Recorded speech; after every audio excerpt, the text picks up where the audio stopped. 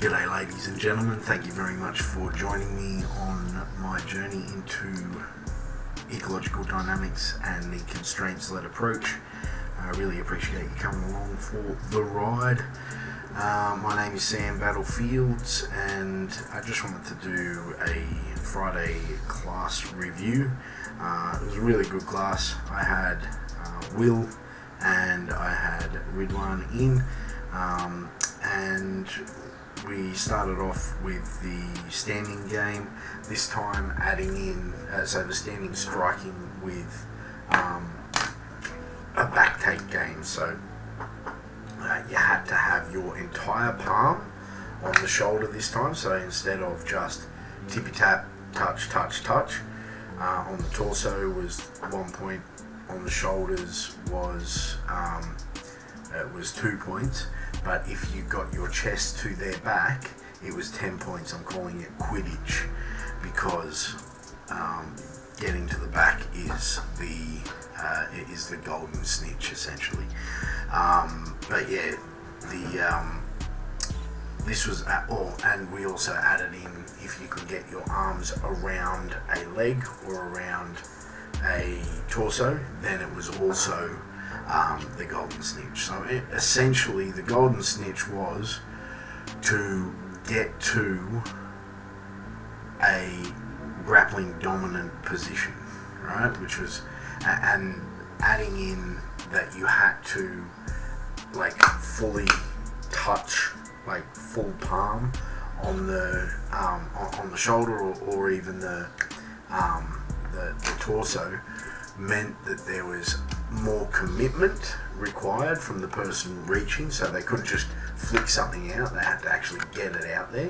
But it also meant that they had to get their bodies into a position where there was a possibility that they were going to get like the fist on the chin. So instead of like, tippy tap bang on the outside and I might have got your chin, no, this was like you had to be in range to be able to hit the chin, which was really, really good. And what was discovered through this was that the commitment required to get that to get in to that range meant that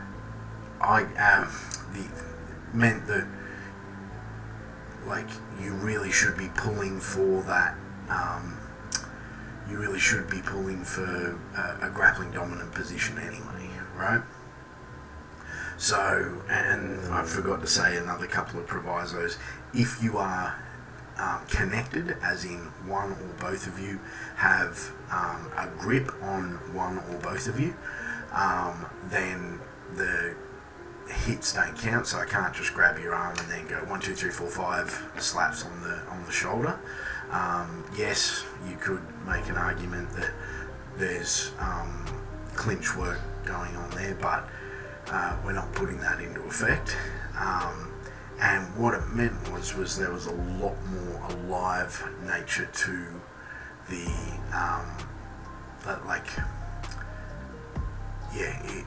I found that, that was the other thing as well, is it had to be a clean, non-blocked. So if I block that arm coming round to the shoulder, that wasn't 2 points. So essentially, it made it a lot more realistic, in my opinion. And my opinion, I would say, holds a bit of weight at this point.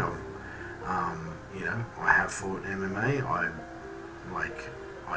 I have been around martial arts for a very long time and been doing them for a very long time. I'm not saying it is sparring by any means, but it is a practice design that is representative to a degree, right? But what it resulted in was a lot more controlled entrances. So and connections being made much better, because for a variety of reasons, because the affordances were there. because it was constrained in that you couldn't just tap someone's arm, tap someone, tap, you win, or I win, I can win, like Oscar says. Little Oscar was there today, and he was a little bit of a menace, but that's alright. Anyway, we added, so essentially we just built on yesterday, alright? So we did that, and then I put in all those things that I said I was going to put in, and it made the game much more realistic. Then we did escape to the back. The person on the bottom, all they had to do, right? All they had to do was get their arm over the other person's back, right? Now, yesterday we did just get like their foot in between your leg, in between both your legs and your hips facing to the roof. I didn't explain it like that, but it was, if I was going to explain it to someone that didn't know what they were doing, but in this case people knew what half guard meant. So, excuse me, I've been up since 3 o'clock because my boy had a nightmare.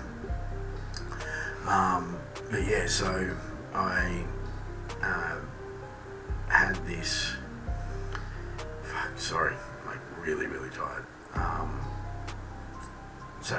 So I was just getting the arm over. Now, part of the reason for this was because I've shown Aaron and Ridwan knew like the step by step as such, because it's one of the first things I was teaching as like critical, because it's like on the hierarchy of techniques, being underneath, face down, underneath someone who's got their hooks in and is going for your neck is probably the worst place you can be in jiu-jitsu. If you know of another one, let me know. But my theory on this is it's at the absolute bottom of the totem, whereas the person on top, if they've got their hooks on and they've got you face down, they're on top of the totem pole, right? So, and we've spoken, well, Alex has the theory of going, even if you're going up just one rung at a time, that's fine too. So I didn't want anyone to rush. I just wanted, like, even if someone maintained, say, a mount, that's fine too, right? It's just you've got to get out from underneath that horrific place of their hooks in, you face down, because you've got no weapons in front of you. So it was actually really cool. All I said was, you've just got to get your arm over their back, and I kind of was in, like, face down. I was like, oh, hang on, but and I went, oh, that's right, I checked behind me, so I kind of, oh, can I do anything? Can I win by cheating, by reaching back and around? And I couldn't. So I was like, yeah, sweet as. So all I needed was an arm around the back, even if that meant they were still in mount. And, obviously Ridwan had been doing the half guard thing yesterday, so he got into half guard and then got the arm over, over the back, which meant that obviously he was going to escape to either a wrestle up or a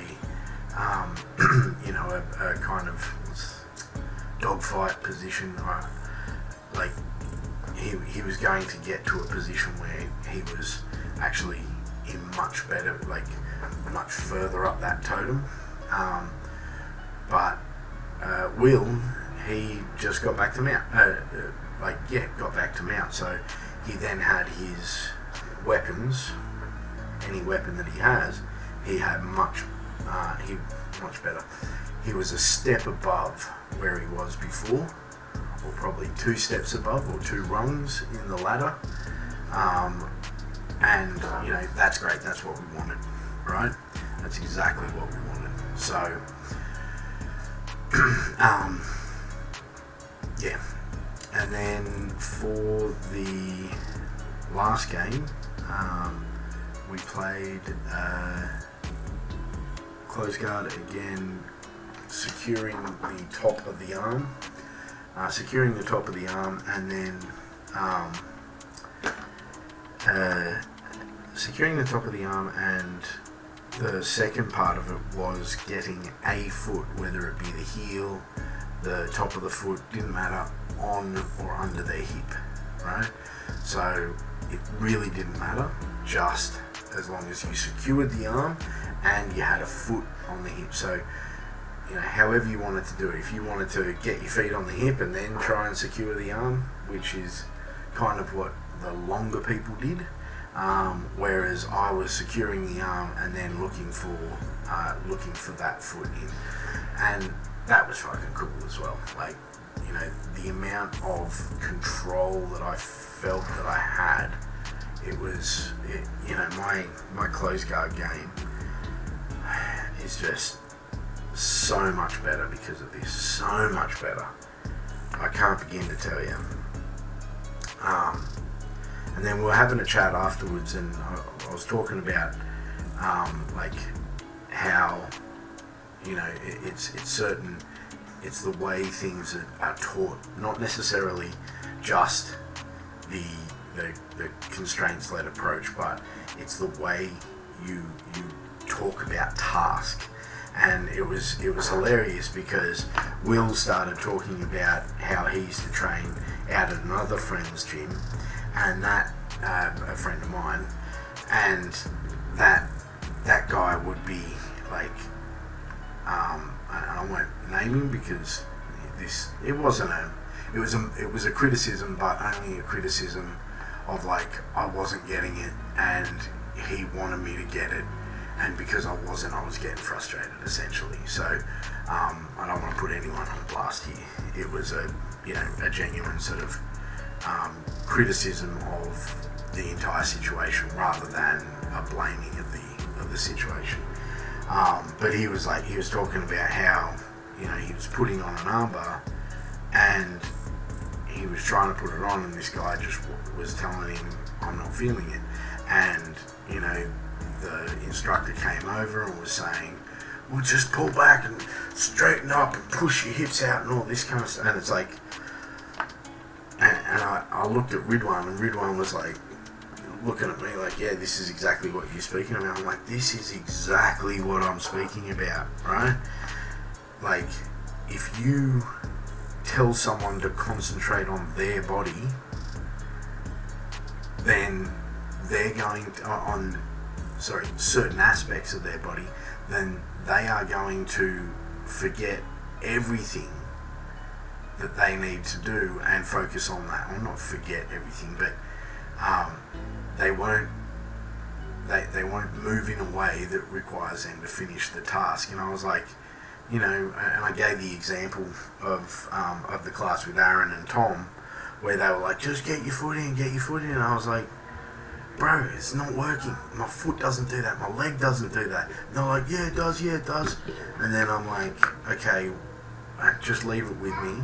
And then I looked at it from a task perspective, and I was like,